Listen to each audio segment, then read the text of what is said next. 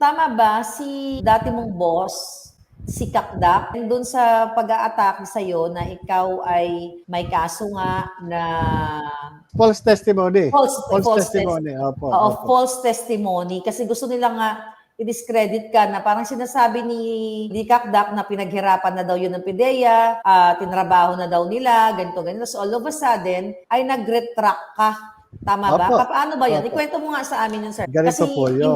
hindi ka nakasagot doon eh. Hindi ako nabigyan ng pagkakataon kasi ang sabi ni Senator Bato, tatawagin niya ako pagka Ngayon, so sa akin naman, since irrelevant naman doon sa issue ng PIDEA election at sabi ko, siyempre mama upper class ni Senator Bato yun. Ngayon, itong sinasabi niya na pagkaka-retract ko, ganito po ang istorya noon. Meron kami, nung dumating ako sa PIDEA, talagang nagisnan ko dyan, yung mga usual na practice dyan, na pag kami pinahuhuli yung mga opisyal namin, o kaya may hinuli na hindi naman talaga, wala talagang ebidensya, tinuturo lang kung sino mag-aapayan. Ibig sabihin kung sino ang, alam naman kahit ng mga kapulisan, alam yan, ng mga lahat na nagkatrabaho sa narcotics. Ituturo ka lang kung sino yung mag-aapayan. Kahit na ikaw, nasa bahay ka, at pag sinabi, ikaw, apayan ka rito, ikaw po surveyor, ikaw ang arresting, Ganun na nangyayari. Dumating yung point na, na hindi na namin makaya. Kasi 3 kaming ahente na nag-execute ng, ng joint affidavit at pinail namin sa IAS. Itong mga trabaho na ito na hindi naman kami po pwedeng tumanggi katulad ng mga nangyari sa mga kasamahan ko sa PIDEA na iniharap ni Director General Lasso. Kasi itong mga ahente na ito, sasabihin mo kung saan pupunta yan para mag-testify sa Senado, never. Walang pakialam yung mga yan. Kung ba't ako solid dyan, di ba? Ba't ako harap dyan, di ba? Kundi yan, inorderan, kundi yan, hindi pupunta yan dyan, yan pa mga yan. Siyempre, mga mga operatiba yan, ang gugulang ng mga yan. Ayaw niya ng, kaya ito, yung pinapaliwanag ko, yung nangyari na yun, under duress kami. Yun yung gusto kong marinig kasi naputol ka doon, hindi ka napasagot dahil tumalo na naman. False testimony, gusto ko maintindihan ng taong bayan. So nag-testify ka when you say affiant, ikaw ay nagtestigo, nag-sworn. Nagtestigo. So yung statement mo ay niretract mo, tama? Tama. Ganito po yun. Okay. Yung nga po, ito po yung usual na practice dati. Ito yung dinatnang ko na sistema doon sa PIDEA. At yung nga, hindi totoo yung nangyari na yun. Siyempre, isa ako sa akusado. Opo. Isa ako doon sa naging testigo para sa kaso na yon. Ngayon, biruin nyo, nakikita mo yung anak, yung asawa, na nakakulong yung asawa nila, na alam mo naman sa sarili mo na walang kasalanan. At nung time na yon na kinasuhan nyo sila, wala ka rin magawa doon sa PIDEA kasi nga sumusunod ka lang Sumusunod ka lang doon sa mga opisyalis mo. So yung pag-testify mo na doon sa akusado na yun, maaari ko bang sabihin na pinuwersa ka ng institusyon? Technically puwersado. Bakit? Pag tumanggi ka at ikaw yung naatasan mag-apayan o tumistigo dyan sa kaso na yan, pag tumanggi ka, goodbye PIDEA ka. Tatanggalin ka sa pwesto. Oo, gagawan ka ng kaso. O kaya itatapon ka sa malalayong lugar. Gagawan ka ng kaso. Hindi. Yung ang taong walang kasalanan nakakasuhan, ikaw pang tatanggi. Sige nga, yung mga wala nga kasalanan nakakasuhan natataniman ng kaso, ikaw pa na alam mo yung mangyayari sa iyo kasi nga ginagawa sistema doon. Sistema. Ngayon, di nakakulong siya, yung tao. Nakakulong yung mga tao na yan. Every time na nag-i-hearing ka, nandun kare-kare nung asawa yung maliit na anak. Yung isa, bago pa lang lumalakad. Kung ikaw tao, mababasag yung puso mo Tapos alam mo sa sarili mo na walang kasalanan ito. Alam mo kaya, nung sa PIDEA, nag-usap-usap kami, gusto pala natin itama na itong sistema dito. Umpisahan na natin sa atin. Kaya ang ginawa namin, yung dalawang kasama ko na ahente, nag-file kami ng reklamo sa PIDEA IAS at sinabi namin doon, isiniwalat namin sa kanila kung ano yung nangyayari.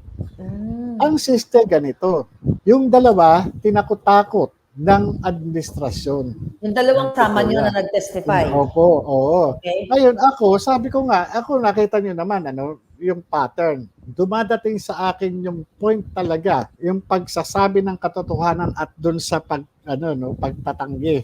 Pero mas nananaig yung pagkiling ko dun sa katotohanan. Alam nyo, ang naging panuntunan ko na lang, teka muna, alagad ako ng batas. Para saan ba ako?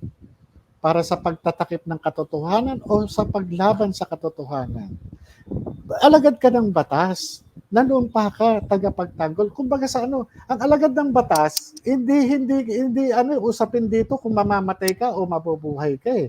Kung kinakailangan iharang mo ang nag-iisa mong buhay, gagawin mo para lamang sa kapakanan ng sino man na kahit hindi mo kilala. Ganun ang nangyari sa akin ng pagkakataon na yun.